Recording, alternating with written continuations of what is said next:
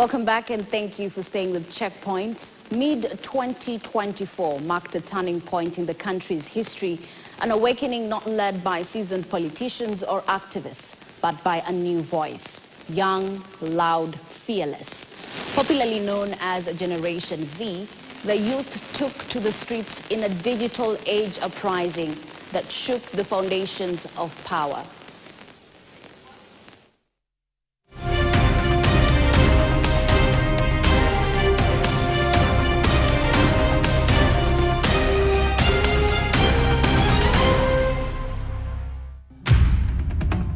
Now, what happens when an entire generation grows up on a steady diet of corruption scandals, lavish lifestyle by leaders, and hollow campaign promises? Simu utakuwa unapiga free of charge, simu haitakuwa inakatika. Disappointment and eventually defiance breeds. For the country's Generation Z, disappointment is not a detour, but it's the very fuel that has shaped who they are. Bold, digital native, unafraid, and they are not just scrolling social media and liking anymore. They are mobilizing, organizing, and taking control of their narrative. That criminals pretending to be peaceful protesters can rain terror against the people, their elected representatives, and the institutions established under our Constitution, and expect to go scot-free. I nominate the following first batch of 11 individuals for consideration and approval by the National Assembly for appointment as Cabinet Secretaries and Attorney General. These are clear signals that our moral fabric is at risk of decay, exacerbated by various factors, including the manipulation of digital technology, particularly social media, to amplify antisocial behavior and erode moral values. But this is not just a tale of hardship. It's a portrait of resilience born from the cracks of broken systems, a story of hope carved out of heartbreak. Gen Z is rewriting what it means to be a citizen challenging power, reclaiming the Constitution, and pushing the boundaries of civic engagement. This generation was forged in the fire of disappointment, and 2024 was the year the embers caught the flame. To understand the magnitude of this revolt, we must go back to the birth of hope, the 2010 Constitution. A document hailed as revolutionary, a promise etched in ink, but one that slowly faded into the background as the country returned to old habits. So how did this youthful force manage to rattle the very walls of Parliament? How were they able to achieve that level of mobilization and pull great numbers to the streets? It was around, I think, 10 after Bashir Wednesday.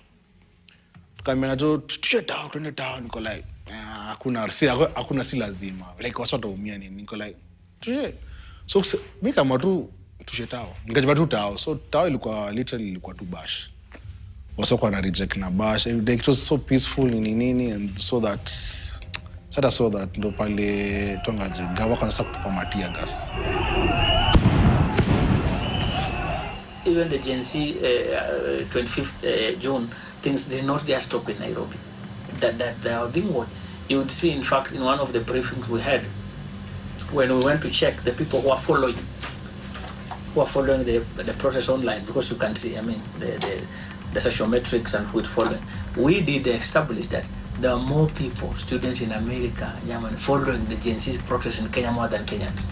So more Kenyans started adopting Twitter, the X. And they realized with this platform, we can get to a wider audience. And by pushing hashtags, because I don't think Facebook is big on hashtags, by pushing hashtags, we can get so many people discussing the same thing, and we can ensure anything trends. If you have, say for example, right now, 1,000 people discussing the same hashtag, say each one of them producing 5 tweets per hour, I can assure you, 1,000 people producing 5 tweets per hour would make any hashtag trend. Organizing protests in the 90s was difficult because you needed to go to the police, get permission, book a venue, physically go to the police station, physically go book a venue, physically print posters.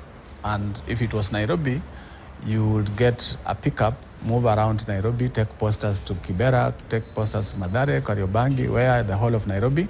Today, people have X spaces where they actually convene and do conferences where they agree on strategy. So a lot of convening happened on social media.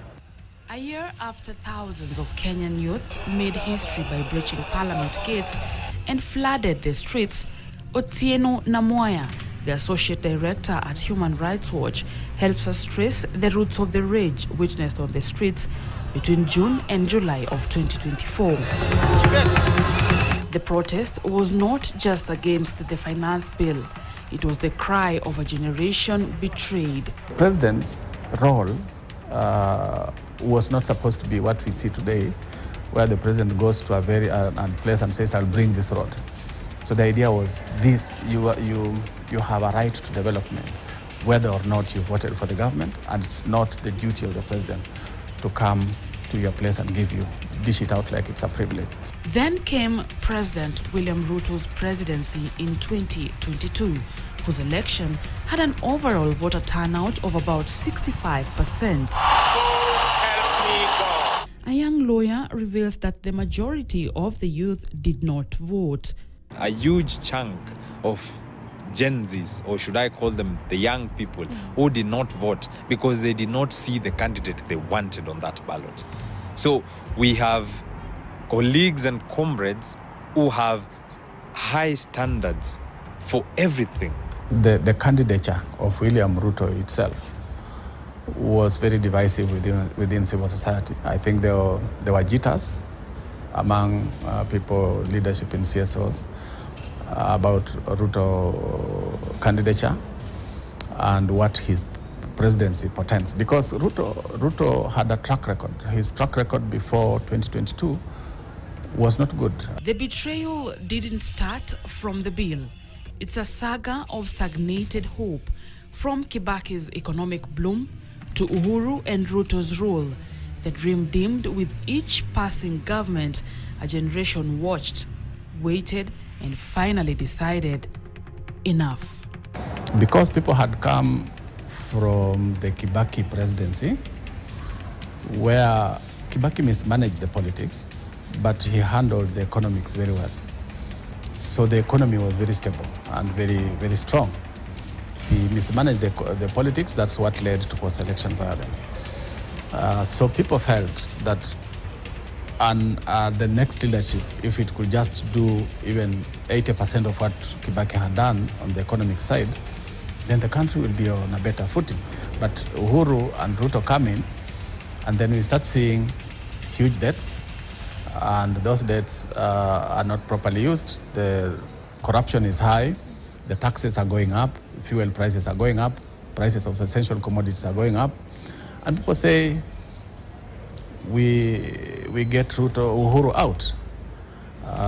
And if Ruto is going to be the answer, the solution that will do the right thing, then let's have Ruto. And Ruto made promises of what he's going to do. He talked about reducing fuel prices. He talked about reducing prices of essential commodities, including foodstuffs.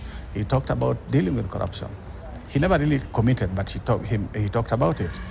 And then Ruto comes to power, and he does exactly the opposite. The finance bill of 2024 became the matchstick, proposing taxes on essentials such as fuel, bread, and digital services. It was seen as a cruel slap during a time of rising unemployment and economic strain, and this was a final insult.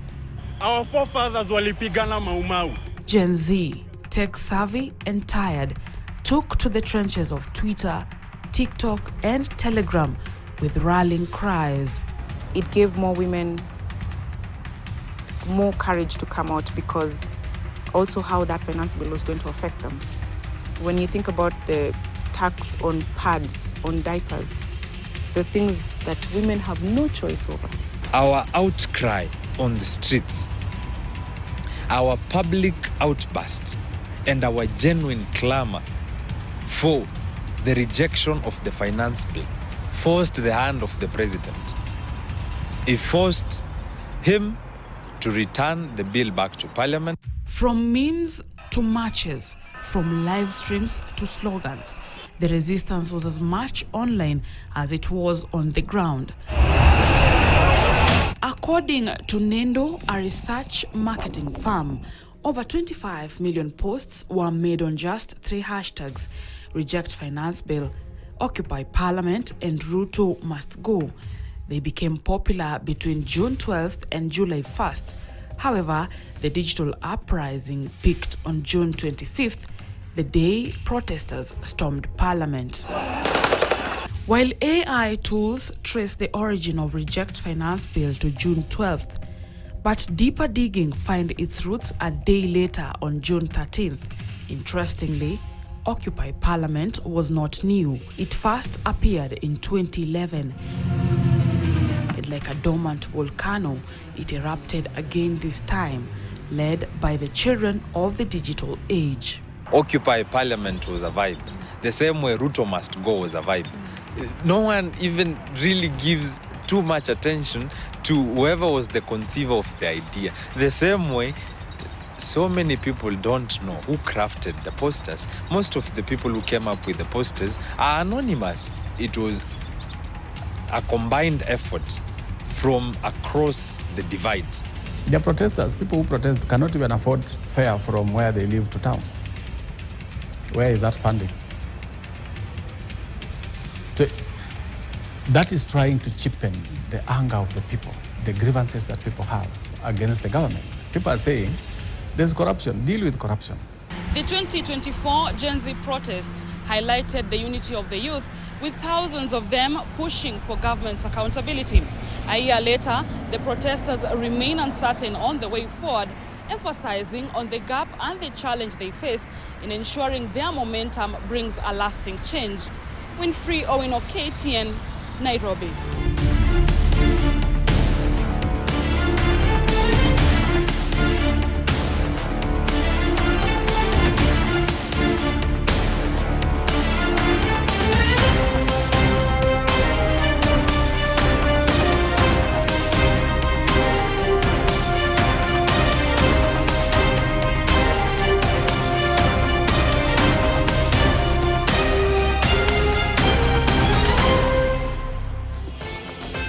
Ahead in sports news, New King